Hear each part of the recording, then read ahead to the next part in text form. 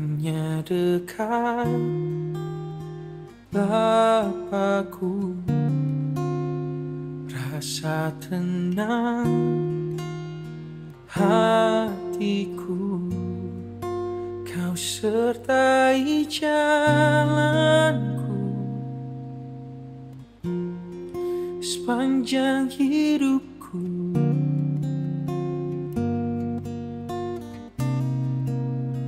Hanya dekat padamu ada kekuatan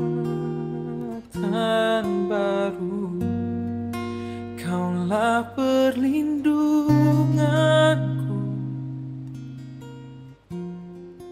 keselamatanku. Teman-teman, untuk memulai ibadah kita, mari kita angkat sebuah lagu pujian dari lagu Bapa Sentuh Hatiku.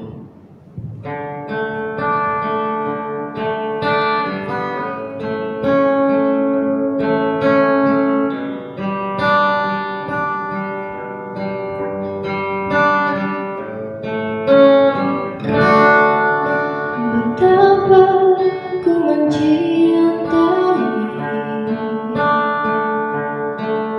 segala yang telah terjadi,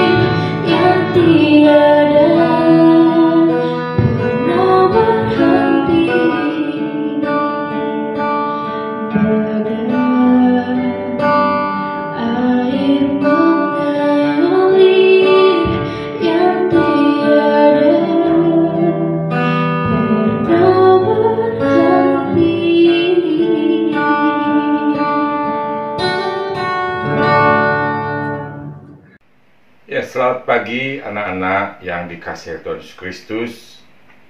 Selamat bertemu lagi, kita mau beribadah kepada Tuhan lagi.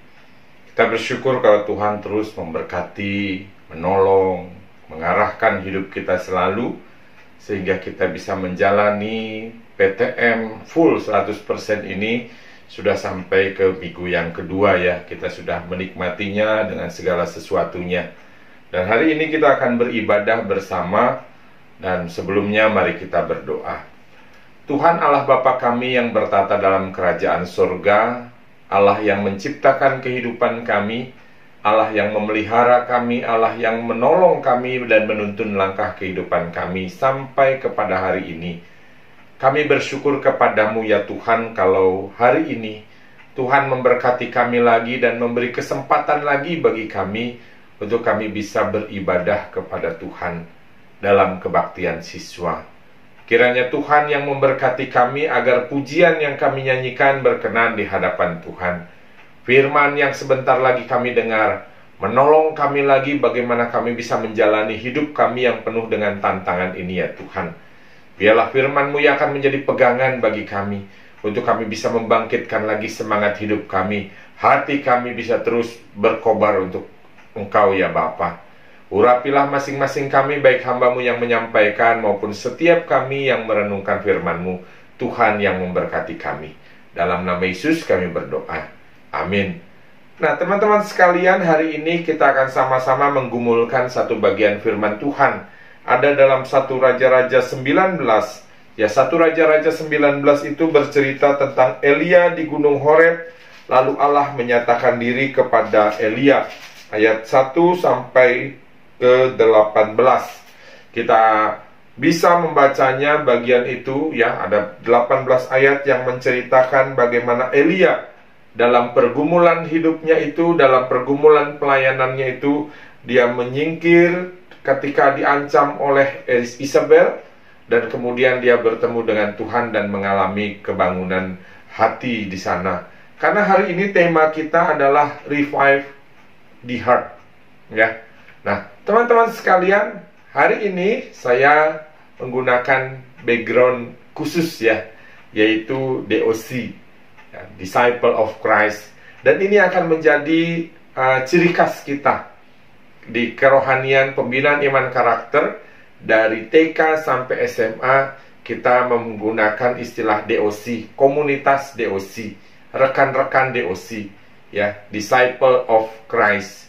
Nanti teman-teman bisa lihat ya, Instagramnya ada, TikToknya ada, YouTube-nya juga ada. Ya silahkan teman-teman bisa add ya, bisa invite semua, lalu bisa follow di Instagramnya, di TikToknya, subscribe di YouTube-nya, supaya kita bisa sama-sama belajar firman Tuhan. Di situ banyak hal yang kita bisa lakukan, banyak hal yang bisa kita gumulkan bersama. Nah teman-teman sekalian, tema kita hari ini tadi saya sudah katakan, Revive the Heart. Bagaimana kita membangunkan hati yang sudah tidak bergelora lagi. Bagaimana kita membangkitkan lagi hati yang sudah patah. Bagaimana kita membangunkan semangat lagi ketika hati kita sudah mulai, aduh nggak bisa apa-apalah. Tidak ada geloranya lagi, tidak ada semangatnya lagi. Mungkin karena banyak sekali alasan yang membuat hati kita itu bisa menjadi kehilangan semangat. Ada banyak sekali alasan yang membuat hati kita semakin dingin, tidak bersemangat, bahkan mungkin ada yang patah hati. Ya, kalau kita perhatikan keadaan di rumah, mungkin kita lihat hubungan papa mama kok begini ya, ribut terus, bertengkar dan lain sebagainya. Atau mungkin kita melihat hubungan kita sama orang tua, yang orang tua sibuk, kita juga sibuk, jarang bisa komunikasi dan lain sebagainya. Atau mungkin kita juga melihat di sekolah, kita ketemu dengan teman-teman yang kadang-kadang suka membuli kita, kadang-kadang suka berkhianat sama kita, kadang-kadang suka acuh tak acuh terhadap kita, hanya mendekat ketika dia butuh saja, tetapi ketika kita membutuhkan teman, dia malah pada pergi semuanya. Atau ketika kita melihat nilai kita, walaupun kita sudah berjuang mati-matian, nilainya tidak berubah-berubah. Di KKM saja ada bahkan mungkin yang merah. Atau mungkin ketika kita mengalami tuntutan-tuntutan hidup yang semakin berat, yang semakin tinggi. Ya, dengan semuanya itulah yang bisa menjadi alasan kita mengalami patah hati, mengalami hilang semangat, mengalami hati kita itu menjadi dingin dan tidak ada lagi kekuatan di dalamnya. Nah, teman-teman sekalian, ternyata kalau kita memperhatikan ya tadi, kalau teman-teman nanti di rumah bisa membacanya dalam kisah Elia di 1 Raja-Raja 19 ayat 1 sampai 18 itu, kita bisa melihat bahwa Elia juga pernah mengalami hal yang sama. Dia pernah mengalami patah semangat.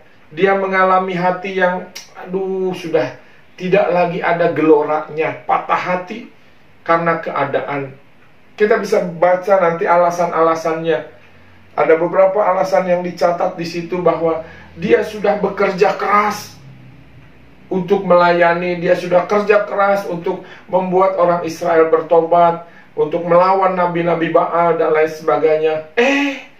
Bukannya dia mendapatkan apresiasi, malah dia diancam oleh Isabel, oleh ratu pada masa itu, diancam untuk dibunuh.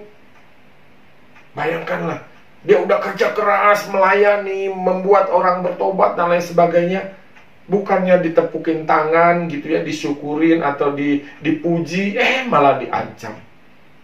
Ketika dia merasa bahwa dia sudah bekerja, lalu orang-orang meninggalkan dia, dia merasa dia bekerja sendiri, tidak ada yang peduli.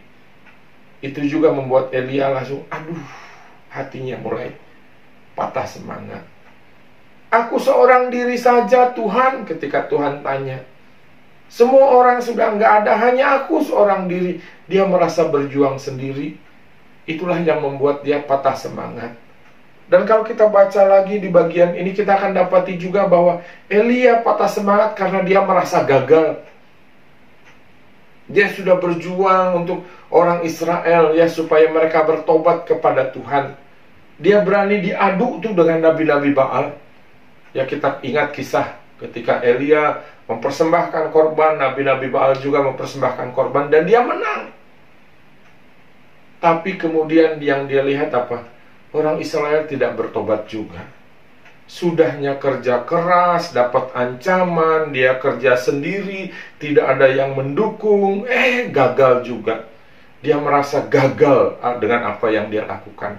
Dan semuanya itulah yang membuat Elia menjadi patah hati, membuat Elia menjadi hilang semangat, membuat Elia kemudian hatinya tidak bisa berkobar lagi untuk bekerja. Itulah sebabnya kemudian dia menyingkir dari orang banyak. Dia mengalami down, ya, patah hati dan seterusnya. Tetapi kemudian kalau kita perhatikan teman-teman, apa yang terjadi kepada Elia di Gunung Horeb ini, sehingga membuat dia kembali memiliki hati yang bersemangat, sehingga dia memiliki hati yang berkobar-kobar kembali, dibangunkan lagi hatinya. Kalau kita perhatikan ayat-ayat ini, maka kita akan dapati paling tidak dua hal yang membuat Elia yang patah hati itu kemudian berkobar lagi, bersemangat lagi. Yang pertama adalah dikatakan di sini Elia retreat, ya. Elia retreat. Mundur sejenak dari semua kesibukannya. Mundur sejenak dari semua tuntutan, tantangan, gejolak dalam hidupnya itu. Elia retreat. Retreat itu kan bukan pergi ke hotel ya, tetapi mundur sejenak dari semua kesibukan itu. Dia bermeditasi, dia berefleksi, dia mengevaluasi diri, tenang. Ya, dan itu yang dilakukan Elia di Gunung Horeb. Dia mundur sejenak dari semua yang dia kerjakan, kesibukannya. Dia bergumul di situ. Dia bermeditasi di situ. Dan yang kedua yang dilakukan Elia adalah dia mencari dan bertemu dengan Tuhan, sumber kekuatan dan kedamaian itu. Kita bisa baca ya di ayat 9 dan seterusnya itu. Ketika ada angin yang besar, apakah ada Tuhan? Oh, ternyata tidak. Tapi kemudian ketika ada angin sepoi-sepoi, ada Tuhan di sana. Dan dia mendapati Tuhan. Dia bertemu dengan Tuhannya sebagai sumber kekuatan itu. Sehingga ketika Elia sudah bertemu dengan Tuhan, dia disegarkan kembali, dikuatkan kembali, dan dia bersemangat kembali. Nah, teman-teman sekalian, kadangkala ya, kalau kita lihat kehidupan kita, keseharian kita, ketika kita ada masalah, ketika kita mengalami tekanan keadaan, ketika kita mengalami tantangan dalam kehidupan itu, apa yang kita lakukan? Biasanya itu ya, kita malah apa? Coba atasi. Wah, ada masalah, wah kita langsung pingin atasi masalahnya. Ketika ada tekanan, kita coba berontak. Atau kita mungkin coba mulai sibuk menyalahkan, gara-gara inilah, gara-gara si mama lah, gara-gara si adik lah, gara-gara dan sebagainya. Kita malah sibuk mencoba mengatasi atau sibuk mencoba untuk menyalahkan orang lain. Dan akhirnya apa yang kita dapat ketika kita melakukan semuanya? Malah kita sendiri kelelahan, bukan? Kita kelelahan. Orang tidak mengerti, kita katakan begitu. Mama sih nggak ngerti, Pak Hari mah nggak ngerti apa yang terjadi, Pak Rio, Pak Agus mana ngerti, Bu SG nggak ada yang mengerti aku. Akhirnya kita kelelahan, kecewa, hingga akhirnya kita kehilangan semangat dan patah hati. Ketika keadaan yang demikian, firman Tuhan hari ini mengajarkan kepada kita, ketika muncul alasan apapun dalam hidup kita yang akan membuat kita patah hati, membuat kita kehilangan semangat, firman Tuhan hari ini, kisah Elia mengajarkan kepada kita, berhentilah sejenak. Nggak usah kita langsung, wah saya mau pokoknya harus diatasi, harus dihadapi. Jangan-jangan tantangan kehidupan kita, masalah kehidupan kita, mengajak kita untuk diam sejenak lah. Diam sejenak, berefleksi, ya, berefleksi sejenak, bermeditasi sejenak. Berhentilah dari semua kesibukan hati kita, pikiran kita, semua aktivitas kegiatan kita. Berefleksi sejenak.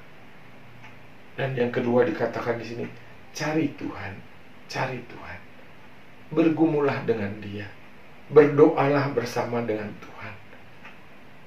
Karena Dia adalah Tuhan, sumber segala kekuatan itu, sumber segala pertolongan itu.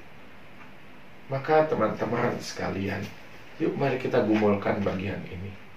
Ketika hatimu mulai patah semangat, ketika hatimu mulai tidak bergelora lagi, atau mungkin kamu belum sampai ke sana, tapi ada alasan untuk itu. Ketika tekanan hidupmu mulai ada, ketika cobaan itu mulai kuat dalam hidupmu, ketika kamu mulai kecewa dengan keadaan, jangan biarkan itu membuat hatimu semakin kehilangan kobarannya, kehilangan semangatnya, bahkan membuat kamu patah hati. Tapi firman Tuhan hari ini mengatakan, ketika semua itu terjadi, tenanglah, tenanglah sejenak, berdiam dirilah sejenak, berefleksilah sejenak, bertemulah dengan Tuhan, carilah Tuhan melalui doa-doa kita, carilah Tuhan melalui firman-Nya. Dan percayalah, Allah sumber segala kekuatan, Allah sumber segala kedamaian itu akan memberikan ketenangan dalam hati kita, akan memberikan kekuatan bagi kita. Elia sudah mengalaminya, murid-murid Yesus sudah mengalaminya. Kita pun, kalau kita mau membangkitkan lagi semangat kita, kalau kita mau mempunyai kekuatan menghadapi tekanan dan tantangan hidup ini, berdiam dirilah sejenak. Ambil waktu untuk berdiam diri sejenak. Carilah Tuhan, maka Dia akan memberi kekuatan kepada kita. Kiranya Tuhan memberkati kita sekalian. Mari kita berdoa. Terima kasih ya Tuhan, kalau hari ini firman-Mu sungguh meneguhkan kami. Ketika tantangan kehidupan kami, tekanan, cobaan, masalah, kadangkala membuat hati kami menjadi kehilangan semangat. Kadangkala membuat hati kami menjadi kecewa, bahkan kami patah hati. Tapi hari ini ya Tuhan, kami mau belajar dari firman-Mu.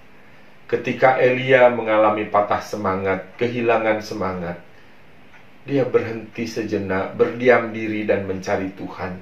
Dan Tuhan memberikan kekuatan kepadanya. Kami pun mau ya Tuhan. Kami mau membangkitkan kembali semangat hidup kami. Kami mau membangkitkan kembali semangat hati kami. Hati kami mungkin hari ini sedang patah, sedang kehilangan semangat, kehilangan kekuatan. Ajarkan kami Tuhan untuk berdiam diri sejenak, berefleksi dengan Tuhan, mencari Tuhan dalam doa dan perenungan kami. Tuhan, hadirlah dalam hidup kami, memberkati dan menolong kami. Kuatkanlah kami ya Bapa. Terima kasih ya Tuhan. Sungguh kami berserah penuh ke dalam tangan-Mu, dan Tuhan yang akan membangkitkan semangat hidup kami. Dalam nama Yesus, Allah sumber segala kekuatan dan kedamaian, kami berdoa. Amin. Kiranya Tuhan memberkati kita sekalian. Shalom.